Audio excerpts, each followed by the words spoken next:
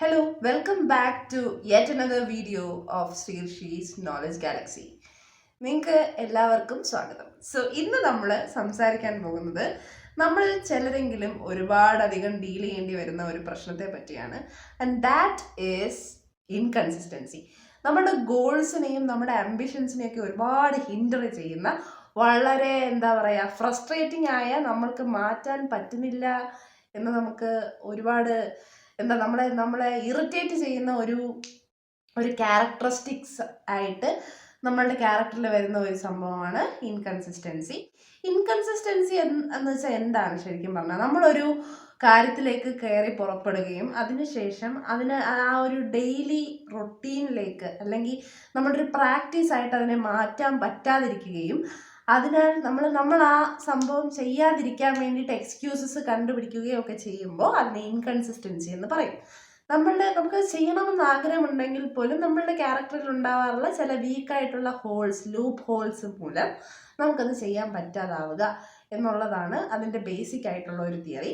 പിന്നെ അടുത്ത കാര്യം എന്ന് വെച്ചാൽ, ഇൻകൺസിസ്റ്റൻസി കൂടും തോറും നമ്മളുടെ ഗോളിലേക്കുള്ള ആ ഒരു ദൂരം കൂടി വരികയും നമുക്ക് നമ്മൾ സെറ്റ് ചെയ്തൊരു പ്ലാനിൽ അല്ലെങ്കിൽ ഒരു പാത്തിൽ നമുക്ക് പോകാൻ പറ്റാതാവുകയും ഒക്കെ ചെയ്യാൻ സാധ്യതയുണ്ട്. ഇൻകൺസിസ്റ്റൻസി വളരെ യൂണിവേഴ്സൽ ആയ ഒരു പ്രോബ്ലമാണ്. എല്ലാ മനുഷ്യരും എപ്പോഴെങ്കിലും ഒക്കെ അതിലൂടെ പോയിട്ടുണ്ടാവാം.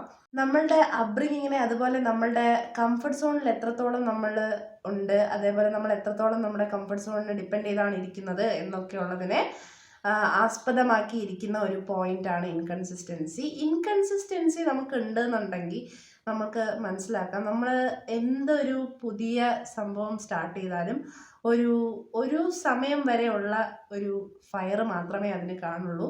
ഷോർട്ട് ലൈഫ്ഡ് ആയിട്ടുള്ള ഒരു എന്തൂസിയാസം മാത്രമേ കാണുള്ളൂ.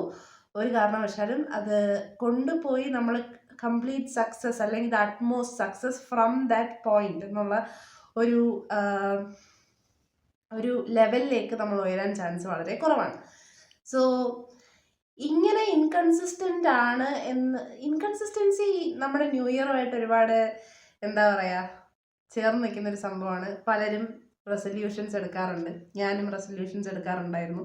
ഇപ്പോൾ എനിക്കറിയാവുന്ന കുറേ മനുഷ്യർ റെസൊല്യൂഷൻസ് എടുക്കുന്നത് നിർത്തി. കാരണം റെസൊല്യൂഷൻസ് എടുക്കുന്നത് കാര്യമില്ലാത്തൊരു കാര്യമാണ്, കൺസിസ്റ്റൻ്റ് അല്ല എന്നുള്ളതിനാൽ റെസൊല്യൂഷൻസ് നിർത്തിയ ഒരുപാട് മനുഷ്യരെ എനിക്കറിയാം.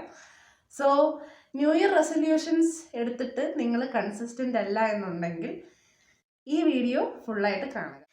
കൺസിസ്റ്റൻസി കാര്യമായി നമ്മൾക്ക് ഉണ്ട് എന്നുണ്ടെങ്കിൽ നമ്മൾ ആദ്യം ചെയ്യേണ്ട കാര്യം എന്ന് വെച്ചാൽ, നമ്മളെ തന്നെ മനസ്സിലാക്കുക and start challenging your self.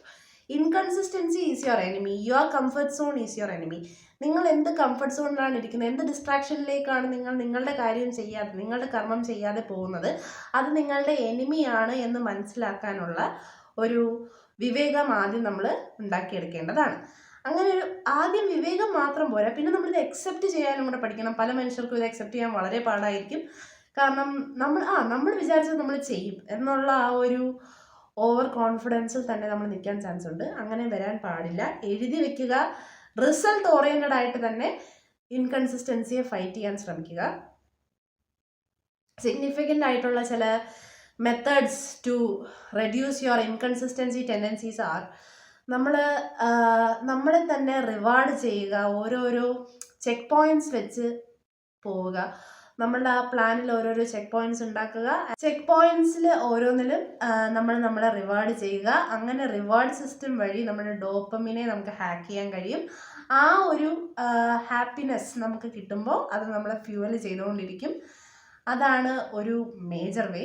വേറൊരു വഴി എന്ന് വെച്ച് കഴിഞ്ഞാൽ, നിങ്ങൾ ആ ഒരു നെഗറ്റീവ് ട്രെയിറ്റ് ആണ് എന്ന് മനസ്സിലാക്കി ചലഞ്ച് ചെയ്യാൻ പഠിക്കുക. നെഗറ്റീവ് സെൽഫ് അല്ലെങ്കിൽ ഇതെൻ്റെ ഒരു എനിമിയാണ്, ഇതെന്നെ ഹിൻഡർ ചെയ്യുന്ന ഒരു ഫാക്ടറാണെന്ന് മനസ്സിലാക്കി അതിനെ ചെറുത്ത് നിർത്താൻ ശ്രമിക്കുക. അതാണ് സെക്കൻഡ് ആയിട്ടുള്ള ഒരു വഴി. തേർഡ് ആയിട്ടുള്ള ways, try getting into a very strict routine. ഒരു വളരെ സ്ട്രിക്റ്റ് റൊട്ടീൻ ഒരു 1 month 2 month കാലണ്ടറിൽ കുറിച്ചിട്ട് തന്നെ ചെയ്യുക. കാരണം എപ്പോഴാണോ ഒരു റൊട്ടീൻ ഒരു ഹാബിറ്റായി മാറുന്നത്, എപ്പോഴാണോ നമ്മൾ ആ ഒരു സൈക്കിളിലേക്ക് കംപ്ലീറ്റ് ആയിട്ട് കയറി കഴിയുന്നത്, അതോടുകൂടി നമ്മുടെ ഇൻകൺസിസ്റ്റൻസീസ് ഒക്കെ ബ്രേക്ക് ചെയ്യാനുള്ള ഒരു ടെൻഡൻസി ഹ്യൂമൻസിനുണ്ട്. ഇനി അടുത്തത് എന്ന് വെച്ച് കഴിഞ്ഞാൽ, നമ്മൾ കൂടുതലും ബ്രോഡായിട്ട് ചിന്തിക്കുക, ഡിസ്ട്രാക്ഷൻസ് കുറയ്ക്കുക. കാരണം നമ്മൾ എന്താ ഈസി ഡോപ്പമിൻ തേടി പോവാതിരിക്കുക. എപ്പോഴാണോ നമ്മൾ നമ്മളുടെ ഗോളിലെത്തുന്നത് അവിടെ മാത്രം നമുക്ക് ഡോപ്പമിൻ കിട്ടുന്ന ഒരു രീതിയിലേക്ക് നമ്മൾ അതിനെ കൺവേർട്ട് ചെയ്ത് കഴിഞ്ഞാൽ നമ്മളുടെ ഗോളിൽ കിട്ടാൻ വേണ്ടിയിട്ടുള്ള നമ്മുടെ മൈൻഡിൻ്റെ പെർസിവറൻസ് കൂടുകയും നമ്മൾ അതിന് വേണ്ടിയിട്ട് കൂടുതൽ വർക്ക് ചെയ്യുകയും ചെയ്തു തുടങ്ങും. അങ്ങനെയാണ് ഇൻകൺസിസ്റ്റൻസീസ് പല രീതിയിലായിട്ട് നമുക്ക് ചേർത്ത് നിർത്താൻ കഴിയുന്നത്. ഈ പറഞ്ഞ മെത്തേഡ്സിലൂടെയൊക്കെ നമുക്ക് ഇൻകൺസിസ്റ്റൻസീസിനെ ഫൈറ്റ് ചെയ്യാൻ കഴിയും. ഇൻകൺസിസ്റ്റൻസി നമ്മുടെ കൂടെ മൈന്യൂട്ടായിട്ട് എപ്പോഴും ഉള്ളൊരു സംഭവമാണ്. നമ്മുടെ പ്ലാൻസിനെയൊക്കെ എപ്പോഴും മൈക്രോ ആയിട്ട് നശിപ്പിച്ചുകൊണ്ടിരിക്കുന്ന ഒരു സംഭവമായി മാറുന്ന ഒരു കാര്യമാണ് കൺസിസ്റ്റൻസി ഇല്ലായ്മ അഥവാ ഇൻകൺസിസ്റ്റൻസി. നിങ്ങൾക്ക് ഇന്ന് നമ്മൾ ഡീൽ ചെയ്ത ടോപ്പിക് ഇഷ്ടപ്പെട്ടു, യൂസ്ഫുൾ ആണെന്ന് തോന്നുവാണെങ്കിൽ please like, share and subscribe. So ഈ ന്യൂ ഇയർ എല്ലാവരും അവരവരുടെ ഇൻകൺസിസ്റ്റൻസിയിൽ നിന്ന് പുറത്ത് വരട്ടെ എന്ന് ആശംസിച്ചുകൊണ്ട് ഞാൻ ഈ വീഡിയോ നിർത്തുന്നു. Thank you.